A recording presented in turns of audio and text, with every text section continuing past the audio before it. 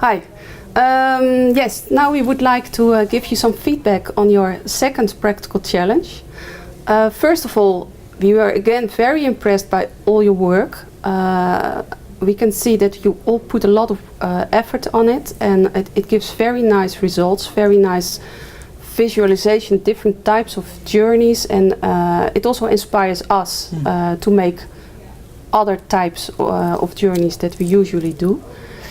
So the assignment this week, last week you defined the actors, the human actors and non-human actors. The assignment this week was to put the element of time in your map. So what we want to discuss today is something about the phases, the time phases, something about the actors on your map, the touch points, and we want to reflect a bit on your way of visualizing the journey. So to start with the phases, so the phases, they describe in time the different phases the patient goes through in his whole treatment process. So you can see some examples here. This is a very nice example. It's about so in phases it's good to make to give them a proper name.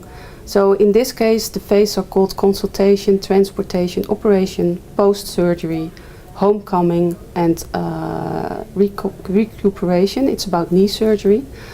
So try to be as specific about your phases as possible, that they are meaningful, that they have a content, that they mean something.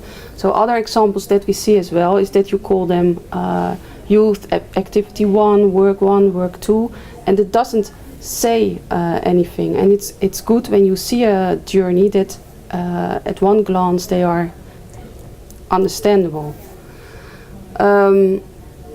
There was another thing I wanted to say about the phases, but I forgot. Yeah, maybe so I can switch it to the, with the actors. Yeah, with the actors, because there was also the question like, okay, which actors are relevant, and at this stage.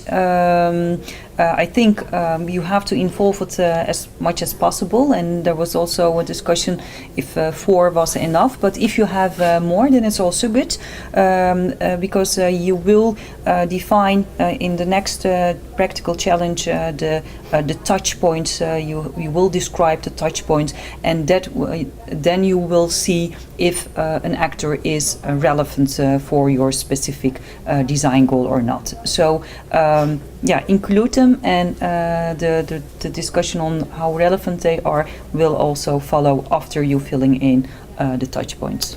Yeah, and what I wanted to add about the phases, try to be as well, we advise you to be as broad as possible now, because maybe you find a problem, for example, that someone didn't rehabilitate well, but maybe the problem is already in the phase when he went to this general practitioner, that there's not enough information given there, or that there's a solution for your problem in that phase. So for now, it's good to be as broad as possible. So when you have a specific, like hip surgery, it starts maybe already with feeling pain, or maybe even before that, prevention. And it ends with rehabilitation and then feeling good again. So try to map the whole journey. So about the touch points, so you identified the phases or the stages, you identified the actors, and then you start filling in which phase, which actor does something or contributes something, and try to define the touch point with a verb, because it makes it more active, and it helps you more to get a better feeling of what is done, the activity that really defines that specific touch point. Yeah. To be descriptive in what happens in that specific touch point, and there are already some good examples what we see in filling in the touch points already. Yeah, and what is nice, for example, about this one, and is that already emotions are added as well. You didn't have to do that already in this assignment, but it's a nice extra. And when you fill in all those touch points, then you can also see which actors are relevant. So and you can also see if you are a bit complete. So for example, this one, the patient is active in each touch point. Well, here, looking at this one, the patient is not, seems not to be active in all touch points, but I actually think he does. So you can use it as a way to check whether you are complete, and you can use it to check whether the actors you listed on the left, whether they are relevant or not. So if there's really not one touch point for an actor, then the actor might not be relevant. No. Yeah, maybe something about the different way of visualization. Yeah. And we see a diversity in the ways to how you visualize your patient journey. And we really advise to make it visual as possible. So content-wise, it's always good, of course, to have the description, but if you present it, then try to make it visual possible.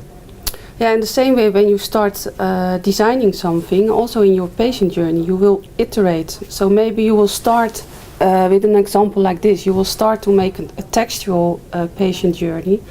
Then you will make a next version when you where you will put it in different blocks, but still rather textual.